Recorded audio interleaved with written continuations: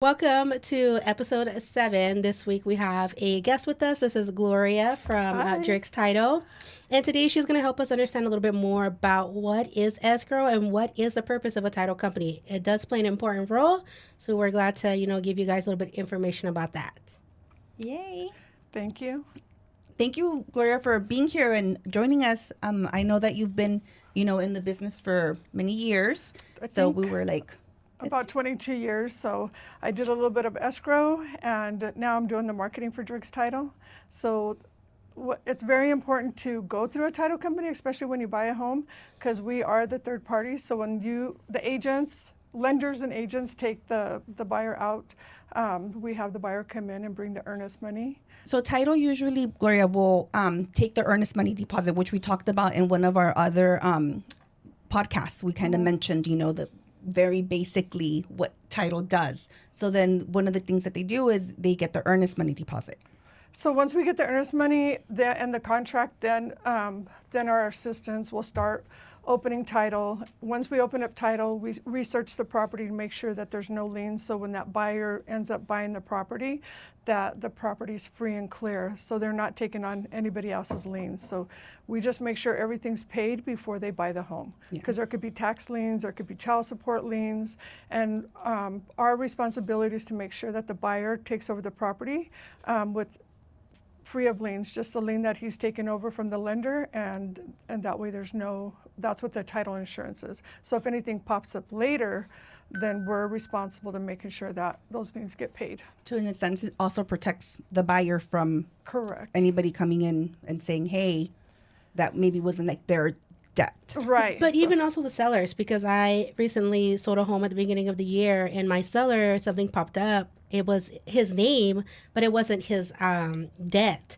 So that's really important too. They do on the seller side too. If that's not to the seller, they need to figure out who owes that debt then, because it is on that home and with that seller. Mm-hmm. So what happens, like, it shows that it's on the name. So when they call you and say, hey, we have a lien on the property, it's not necessarily on the property, it's the name, because especially the Hispanic name is so popular. Oh, yeah. Mm-hmm. You have Rodriguez, Lopez, we're going to see a bunch of liens that pop up, and what we do is we verify. That's why when we ask the sellers to give us their social, to give us most of the information of who they're married to, when they got married, because those help us clean up the property, make sure that those liens do not belong to the seller. But a lot of times the sellers get upset, like, why do I need to give you my social? Why do you need to know who I'm married to, or who my ex, or they get offended sometimes, but it just helps us clear out the properties a lot, the liens on the property a lot faster. Because they do ask, right? Like they'll ask when you're selling, they'll ask for name, date of birth, like where you were born. I know they ask about like, I think even like work history, like for the last 10 years and things like that. Like the sheet, I've seen a sheet that they so use. we send out an ID statement, and we do ask all those questions, like where the property address where they lived in the last 10 years, like who they're married to, their social, their date of birth, because it does help us. As soon as we get that and there's any liens on the property, we're able to remove them, because, okay, there's no way this lien could be on Jose Lopez, because Jose Lopez was married to, and it has the name of the wife and everything. So a lot of times those help us clean the prelim. Clear them. Mm-hmm. Yeah. And it's important that, when we send out things, especially if it comes from like, the lender or title, that, we get as much information as we need, like you said, to be able to clear it quickly too. Because we're on timelines here, and we don't want to, wait till the last minute to be able to do that. So. And a lot of times we'll call the lender or the agent, because the seller, they don't know us, so they feel like we're asking personal questions. So sometimes we'll reach out to the lender or to the agent just to help us out, or to give them a call and let them know that we're going to call. That way they're not worried, like, who am I giving my social to? Who am I filling this information out for? So a lot of times we'll reach out to our lenders or the agent just to make sure the client feels comfortable giving us that information. Yeah. And then I wanted to say real quick, because I know we talked about buying and selling, but also when we're refinancing, it's pretty much like a similar process as far as getting that cleared to make sure that there's no liens when you're refinancing. Correct, because a lot of times, even though they got the property free and clear, a lot of times it's on the name. The common names bring up a lot of judgments, could be a tax lien, child support lien. So we just need all that information filled out. It just makes the process a lot faster. Why is an escrow company, needed? What is the actual purpose? Like, yes, they're there to collect the earnest money and make sure, that, the property is going to be free and clear. But like in simple terms, like how would you explain that, to a person? What is title? When they ask us, what is title? What is escrow? Well, a lot of times we see a lot of transactions go through sometimes family members, right? They'll say, I'm going to sell you my property, and they don't want to go through title. Well, what ends up happening when they don't go through escrow, a lot of times I'm selling my house to you, but you don't know I have a tax lien, or you don't know I have a child support lien. So once I transferred my property onto your name, now you're taking on my lien. So whenever you sell that house, you're going to have to pay for my child support or my tax lien. So you're not going to be able to sell that house unless you pay for my debt. So it is very important for you to go through title, because then you're having the proper channels of everything being investigated on that property. So when you buy that property, it's free and clear. You're not taking on my debt. Well, and it protects the, I mean, in this instance, everybody pretty much Correct. too. And so- Yeah, because we've seen many times where they cloud the title just because they're, deeding the title over, there's liens, and that's why it's so important to get title insurance. Because a lot of times you'll have somebody else like, oh, I'm just going to sell it to my comadre, I'm going to sell it to my brother, but they're not realizing what debt they're taking on sometimes. Sometimes they get it free and clear, but a lot of times they're taking on somebody else's debt. So they're not able to sell that house. So what we do see a lot of where the Latinos, we try to deed it to our kids, right? But we put our son on title or our daughter on title. Because just in case, what happens if I pass away? Like, I want my son to take the title, the house. What ends up happening when you have one of your kids or siblings on there, if they were in a car accident, they didn't have no car insurance, or they got a child support lien on them, or something, some kind of judgment. Well, now that judgment goes on that property. So if you did decide to sell your house later on, well, what's going to happen is you're going to have to pay your child's debt off, because now you can't sell that house because you just deeded them on the property. Unless you pay it with your proceeds. Correct. So yeah, so it's super important to know who you're putting on your title, if that's the case, and then so if anything happens, I always like recommend that, a beneficiary deed or a trust, okay. and that way you're protecting your property. Yeah. So a little bit is like, what does the timeline look like? Once let's say I, go under contract and I give that to you. What's the timeline? So obviously we're going to open escrow.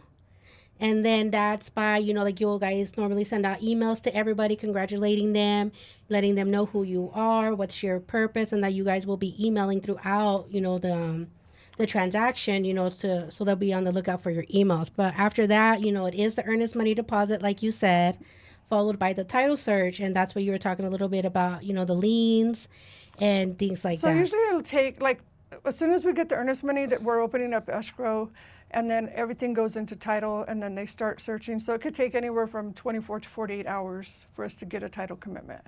And then we'll know what judgments are on there. Unless we're backed up or something, or we didn't have all the information to enter all the open up escrow.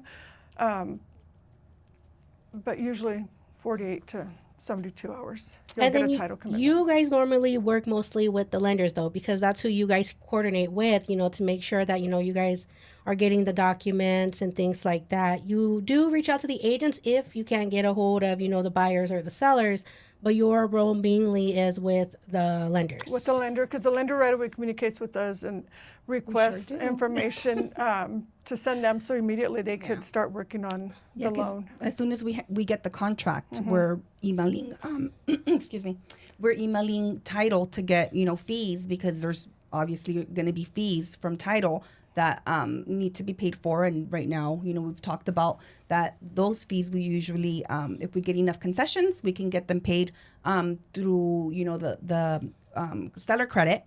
Correct. But if not, then it's something that, the buyer pays for.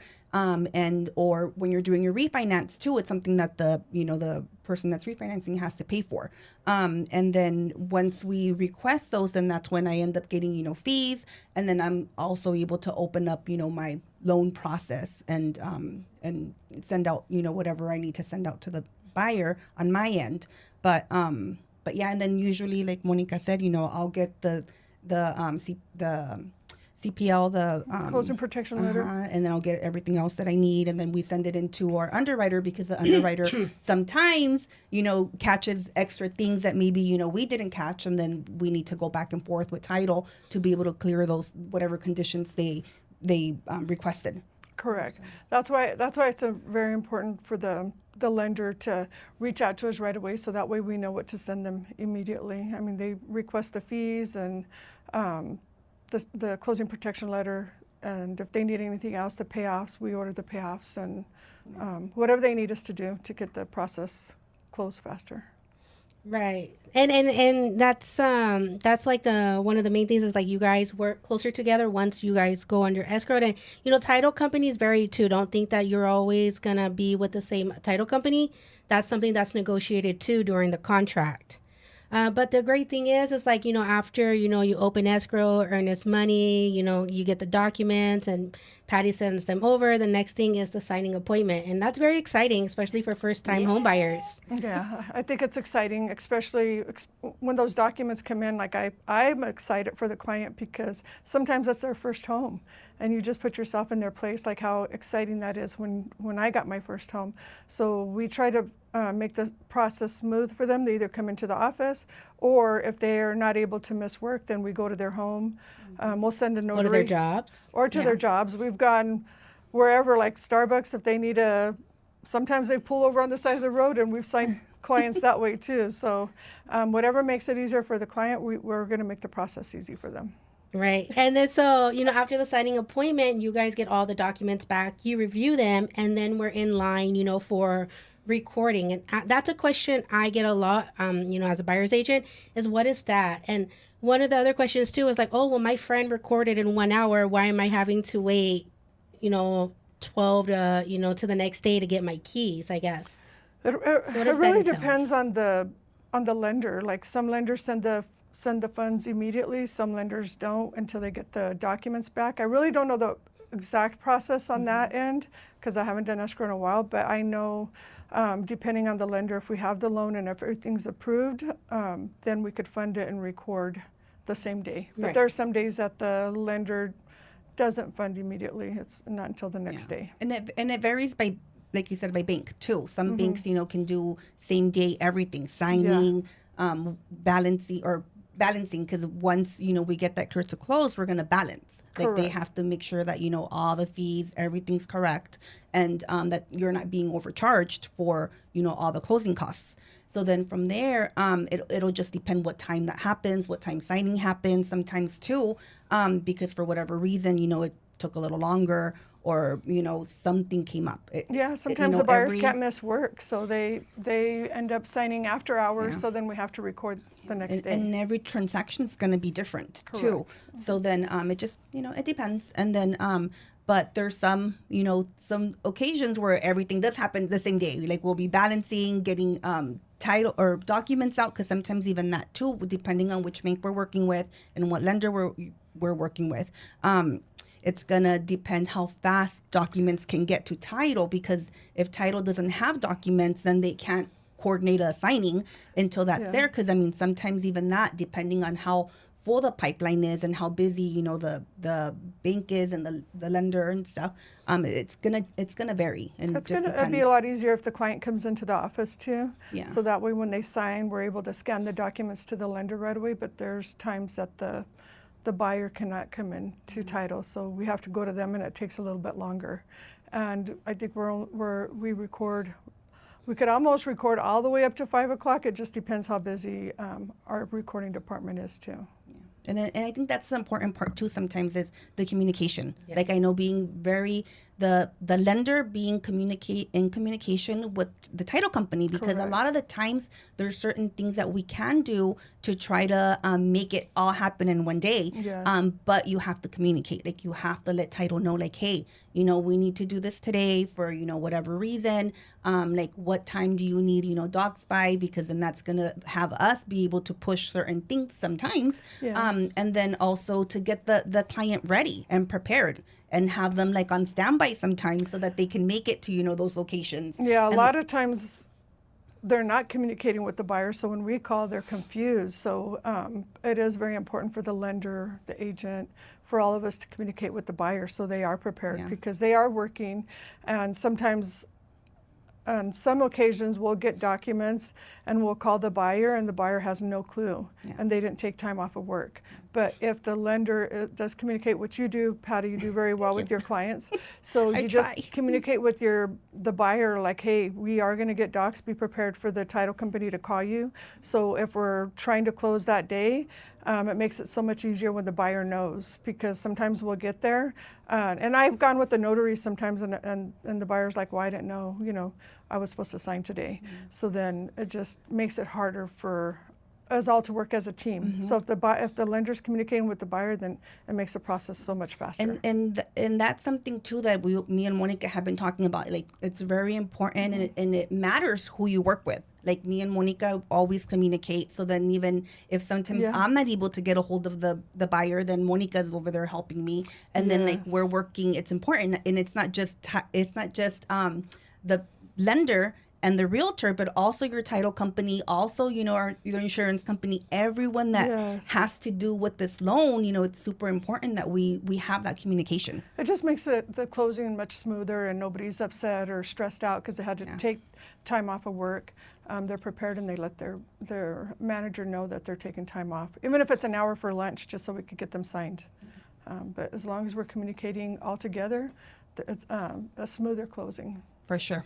Yeah, and the reason I bring it up is because, when people sign, they automatically think, oh, I can get my keys now. And it doesn't work that way, I do explain to them, but sometimes, because sometimes it's a longer process. Sometimes it takes a couple of months just depending for them to find the right home. But it's important that they understand, like, they're not the owners until it's recorded with the state. And you guys give us the green light to release keys. So we cannot legally release those keys until we get that email from you guys. And I think it's smoother when the agents and the lenders prepare their buyer and kind of let them know ahead of time. Just like you're taking them out, once they get qualified, you're taking them out to go see a home. They can't go see a home unless they get pre-qualified through Patty. And so if you're talking to them through step by step, then they know at the time of closing they're not going to get their keys. So if you're preparing your buyer, like, everybody's just in sync with the closing and they're not just like worried, why didn't I get my keys? But if you're letting them know ahead of time, then they're ready for the closing, right? They know that they may get the keys the next day or that night. Which would be amazing when they get it the same day, right? No, and that'll bring me into my next question. On your end, as when you were an escrow agent, what caused the most delays from buyers? What is something that they should be on top of, to make sure that they get those keys? Because it's happened. It's happened to me. We've had to push escrow back for certain reasons. So I just wanted to get your input on what do you see that delays escrow? I think what delays, sometimes they don't come in with the closing cost ahead of time. Like when we send everything to them, we'll send the settlement statement so they know exactly how much money they have to come in with the closing. So that could hold everything back if we don't have the closing funds. Or most of the delays are they didn't take time off of work and they will not leave work and they want to sign the next day. You say about them not being available because they're at work, and sometimes I've had clients that they end up having to go out of town, like especially when they're going out of town and then they're trying to rush you to get docs for work though, like they travel and then that sometimes makes it difficult. And that's why I always say, like, it's super important to communicate. Like, you need to let us know so we can coordinate and figure out the best plan. Even if they go out of town, like, we could do RON signings where they online, but mainly they're not communicating with the buyer. So then the buyer went out of town and we're trying That's to a get a hold of no. them. That's Yeah. a no for me. Yeah. That's a like, while we're in the home buying process, like no vacation, especially towards the end, because that's when everything's happening. That's when we need them the most to be present. Yeah, I mean, you guys write it on the contract when you're expecting the closing date. So, Yeah. right? So, And we try to communicate. Like right now, we have a couple that, or they're not a couple. It's a mom and a son that we're working on a deal with them, and they're in escrow already open. They're gonna close in a couple of weeks. And in this situation, the mom lives out of state. She lives in California. So then we've been planning and talking to them and saying like, hey, this is what we're looking at. If you can be in town, because she wants to be present. But worst case scenario, if you can, to just let us know what time so that we can schedule with title and have someone Sign go her. to you in California, Yes. and sign. We can do that. yeah. Right, but again, that takes time, so people have to keep that in the time frame because we've done it, but we just need time. And like you said, communication is very important, especially with things like that, because the papers do have to travel, the documents do have to travel to California, but then they also have to travel back in time to be reviewed and recorded and have the other party sign as well. Yeah, it's true. Like you have to make sure that that person's available also. We do have good notary that we can get a hold of, and they can get somebody to sign them immediately if they're out of state. But once again, it's just, is the person going to be available? And the time, and having the time, so we can get everything done. Yeah. For sure. No, yeah. I guess the other question too is, as a buyer, am I able to reach out to my escrow agent if I have questions? Almost definitely. We like when the buyer calls and has questions. The escrow officers will answer all their questions, make them feel comfortable at closing, and we want them to know exactly what they're signing. And before they come in, if they have questions on how much closing funds they have to come in with and why, so the escrow officers will communicate with them. Yeah. And then I guess another thing, I'm just going to do rapid fire with questions for you, Gloria, because I have a lot of buyers and, they have questions. So that way I can be like, go to the YouTube page, episode 7. All your questions are going to be answered. It's easy for me. But the next question is going to be, what should buyers avoid while they're under escrow besides, going on vacation? What's something else? Oh my God. We see a lot of the buyers get so excited about buying a home. A lot of times they'll go pull out a credit card to go buy their furniture, or they'll buy a new car. They'll buy a car for some reason, and little do they know that they just ruined everything. Sometimes they don't qualify now for that home, and we've seen so many transactions cancel. And I don't know, like I know the agents tell them and the lenders tell them. I always tell them print out stuff too and put it on their fridge just so they know. Do not get a credit card. Do not, because it's so easy. You go into JCPenney's, wherever you walk into, they're right away trying to get you to get a credit card. And it's just so easy to say yes for that 20% off, but not realizing. I know. And I say that because I was refinancing. I went into JCPenney, it was like 20% off. And I'm like, oh my God, I can't do nothing right now. So it's just so important for nobody to go get a credit card or don't buy new furniture, don't buy a fridge, don't buy anything, because we've seen many times where a transaction is canceled. Yeah, and sometimes, some people are so tight, like on their qualification that, it can. Or sometimes, like, and we've talked about this too, like the credit score. Like when you go and you run your credit, like it impacts your credit score. So let's say that we were, it took you 2 months to find a house, and then now, we're at that point where, we're getting ready for that clear to close, but last week you went and you opened a new credit line, and I have to rerun your credit because, it's expired now because we took a little longer to get the clear to close. Then, like that, it can ruin a deal. So I have a question. I have a question we for had both of you stories. guys. How many times has that happened to you? Oh my God, it just recently happened, and that's what I said. It was This story year. time. Oh my This God. We had a client of ours.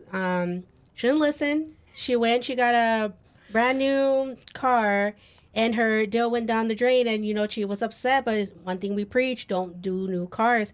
Even when she was thinking about it, I told her, don't do it. Like, you're under contract. Like, if they're gonna rerun your credit, that's gonna pop up. It could disqualify you, and it did. And What it's about a for shame. you? It was the same one. It was so so far, I think the only one that I've had that has not closed because of new credit. Like, Oh, they yeah, yeah. popped up. That- People yeah. quit their job. Sometimes they get upset and they quit their job, Yeah. not knowing that that's going to also Yeah, and impact and their, that's their true. buying. Yeah, we talked about that too in one of the Yes. episodes where people think, oh, okay, I have my prequel, I found a house, and now I can quit. And it's no, you can't. Like, I've heard stories that it's happened to other people. It hasn't happened to me yet. What did happen to me was, I'm not laughing because of the situation. Is sometimes I get nervous. She's nervous. She's nervous. But so what happened was he got laid off. So he got laid off, but we were already under contract, and it happened like right in the beginning. So in this case, I was like, you know what? He was a construction worker. So thankfully in Arizona, there's lots of construction companies. So I was like, go find a job. Just make sure it's in the same line, that you were already doing construction, and like it'll be okay. And thankfully in that situation, he found a job in the same with one of the companies that we were already using for a prior verification of employment. So it worked out. And that one, we were able to save. But if he wouldn't have found a job in time, then definitely it would have been a deal breaker in our case. But yeah. Yeah. So, I mean, like, I'll ask, like, what happened to that transaction? Like, oh, they got laid off. And then I think what people don't realize, if they even walk out of their job, like, before you guys close, you guys are verifying again, right? To see if they're still employed. Yep. I think it's like 10 days after we close, they do a verification, and then before too. Oh, like really? they do, yes. So what happens after the fact if they end up losing their job? So once what they close? happens? I don't know. That hasn't happened yet. Yeah, okay. I know Before. that they can default on their loans, like especially like They'll have off subject. Yeah, but- they could have them pay the loan up front, like all of it. Like it's Yeah. when certain things happen like that, because like we get audited after the fact too, to make sure that whatever documents we're providing, that the verifications that we're providing, that everything that we did, it's good. So then if that audit for whatever reason fails, then they can have the buyer pay up the whole loan up front. Okay. Yeah, and it is, like I said, off topic, not my story, but I go into new builds a lot, I create these relationships. Story was that apparently they were buying the home as a primary resident, and then after closing, they go and they put a sign in their yard for rent. So they defaulted them on that loan because they lied on it. It was not a primary resident; it was an investor property. So I don't know what happened after that, because he told me, but this was like a couple years ago. But yeah, it's big, and they do follow up and they do check up. Yeah. So that's why you always want to be honest. Honest with it, right? So, question, that we're talking about this. So, what happens if they do, the loan doesn't go through, and then let's say it was because of the job situation. So then what happens with their earnest money deposit? So They get a loan denial because, they were laid off. It's a legitimate reason, for that loan denial. They couldn't find a job. So as long as we get the denial and everything looks right on the letter denial, we'll give the earnest money back to the buyer. But we make sure both parties are agreeing, the seller and the. And that would bring me into my next question. Like, does escrow decide, if for whatever reason it falls out of a contract, do you guys get to decide who gets that earnest money? And the answer is no. Like, you guys are just a third party. You handle documents and you handle the funds, but you guys really don't have any stake on either side. Yeah, so as long as the escrow officers do not decide. Like if the seller wants it and the buyer wants it, both agents are going back and forth. We have a department that will go in, and we have an attorney that looks at everything to make sure who that earnest money goes back to. So yeah, so it's not up to the escrow officer. You gotta wait until. Yeah, a lot of times they get upset with the escrow officers, but it's not really their decision. We have to put it in through our, and I forget what it's called, but it's pretty much an attorney looking at everything, making sure who that money goes back to. If it's going to go to the seller or if it's going to. Final thoughts on today's episode. I'm going to read it like always because I can't memorize. So while escrow and title may seem like behind the scenes parts of buying a home, they are some of the most important pieces of the process. They protect buyers, sellers, and lenders by making sure the transaction is handled properly and that the property's ownership is clear before the keys change hands. We thank you guys for listening. If you're prepared to buy or sell a home and have questions about the closing process, understanding escrow and title is a great first step towards a confident transaction. So thank you guys so much. We'll see you next week. And don't forget to like, share, and subscribe. Bye. Bye. but not really bite because we're gonna do a lightning round Oh, wow. Okay. With I thought our we were special doing- guest. with our special guest today. You guys already know a little bit about me and Monica, so we're gonna ask Gloria here. I'm on the spot here. Ready? We're gonna put her on the spot. Okay, coffee or tea? Coffee. And where is your favorite spot to get coffee at? It used to be Starbucks, but now we do a mastermind every Thursday, and I'm going to have to say Michelle's Coffee Shop, which is my daughter. She made me a coffee one day, and after that, she had to start making them every Thursday because she makes them amazing coffee, because now Starbucks and all the other coffee places do not match to her coffee. We're gonna have to come to one of those, You're gonna have Monica, to- Yeah. so we can try the coffee. Yes. We love coffee over here. Same thing like you said earlier. I would put an IV tap in my arm and coffee all day 24/7. For Let me tell sure. you. Yes. Yes. Okay. And then next question is one word to describe closing day. Exciting. I think it's exciting because I think about when I bought a house. I never thought I could buy a home, and I was in an apartment for years and years with 7 kids in a 2-bedroom apartment. So when I see people buy first-time home buyers, it's just exciting because I just remember how when I got my house the very first time. So to me, it's very exciting. For sure. For sure. Yeah. Same for me too. Ditto. Okay. So, if you could go anywhere in the world, where would you go first? I think I would go back to Thailand, to Phuket. My sister-in-law always spoils me there. So it used to be Cancun, but now it's Thailand and Phuket because I always get spoiled there. She just always takes me out to get my eyelashes done or a massage, or we're always on a beach, on a beach club. So I get spoiled there. So then you have family over there. So I have a brother-in-law and sister-in-law that live there. Nice. It's always nice when you get to travel like out of the country and then you get to kind of spend time with family too. Yeah, and then So- just relax and have fun. So Yeah. she makes sure that we have a good time. How- And she never wants us to leave, so we stay there for 3 weeks. But Oh my then I Okay. start missing my family, the kids. So How long is that flight? I think it was like, I want to say 24 hours. I know it's 17 hours Oh my one way, and then God. we have to get another flight, so it's like another 9 hours. So No, thank you. Oh my gosh. See, I want to do all these things, but the flight Yes. part, like I'm okay with, 3 hours here and then maybe another 3 hours with an overlay, but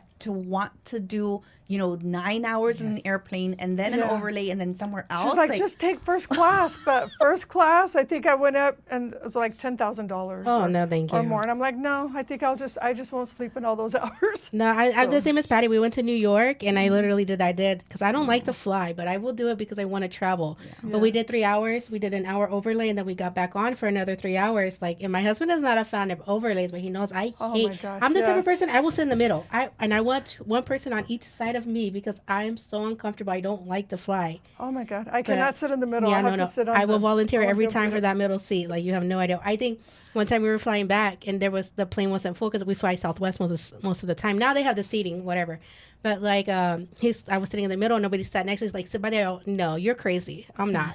No, thank you. I just put all of our junk on the seat next No, to I me. always fight for the aisle seat because I want to be able to get up. I want to be able to feel free. I feel trapped if I'm in the middle. For a 17-hour flight plus, yeah, I think I would want to do Well, the same. Let's just say on the way back from Phuket, I regretted getting the aisle seat because I was so tired. I had nowhere to really lean. So it was rough, Yeah, I guess if you like to travel, that's a sacrifice we're going to have to deal with. right? Just watch a lot of movies. Yeah. So next question. What's your favorite self-care thing to do for yourself? Oh my goodness. I'm going to say my nails. I'm also, again, my daughter spoils me on doing my nails. And I could do any style and I don't have to worry about what the cost is going to be. Because if I go to a salon place, it's going to probably cost me $150, if not more, to do them. So, Michelle, you do nails too? So Michelle Michelle's does in nails, here, so. yes. So I look over. She has she has Instagram. Okay, Michelle. I know. You have an Instagram? No. And for She's your like and just for your families. coffee? No Instagram? No. She's like, no. Okay. And then last question. Any upcoming events, things that you're doing for work or for yourself? So exciting upcoming event. I'm going to go to Vegas on the 3rd for Tony Robbins. So I'm excited about that. Yeah, so that'll be I've fun. been wanting to And go. then Vegas. Yeah, and it's so and I can't remember where the place is going to be, but it's Tony Robbins, so I'm excited. I've never been there. I've never been to one of his events, but I always hear, Good things. yeah, Good. That's good. exciting. yeah. So I'm excited about that. And then you can't go wrong in Vegas. And in Vegas, we got lots of things to do there. I love Vegas. I have to say, Vegas was probably, when me and my husband got together, we'd probably go like twice a month or once a month for the longest Oh time. my gosh. But now we've come down a little bit, so. Yeah, it's fun. And then it's kind of like almost like you can do whatever you want. And it And that's so doesn't close to matter, us too. It's a and- drive. It's a quick yeah. drive. That's I the think best that's my thing. relaxation place when I go there. Like I like to stay in the room, just relax, or just get in the pool. And but Vegas is a lot of fun. I You can agree. either stay up all night and party all night, or Yeah. just stay in the room and relax. So That's me. I just stay in the room and relax. No, no. I like to walk, yeah, kind of. not in the summertime though, right? Yeah, no, absolutely not. Not in the summertime. No. And then I do like the little coin machines. That's my. Oh, the I slot don't machines. gamble. Yeah. Isn't that weird? Like I love going to Vegas, but I do not No, gamble. I don't gamble either. Much. Okay, good. I don't gamble I mean, that much. my husband but I do sometimes will be play. like, "Oh, here's $100," and we'll go to a roulette table, and I just put everything on black. And if I win, I walk away, and if I lose, I'm still walking away. Like, no. So, you No know, matter I'll do what. the $100 on the slot machine, and then it entertains me. If it's 20 minutes, or if it's hours, then at least it keeps me entertained. That's what my mom used to do too. She'd just go play the penny machines all day. Yeah, Yeah, that's I couldn't. I don't know. That's boring for me. I guess if I was winning, it wouldn't be, right? Right. Yeah. Yeah. But okay, we're done. That's it. Thank you.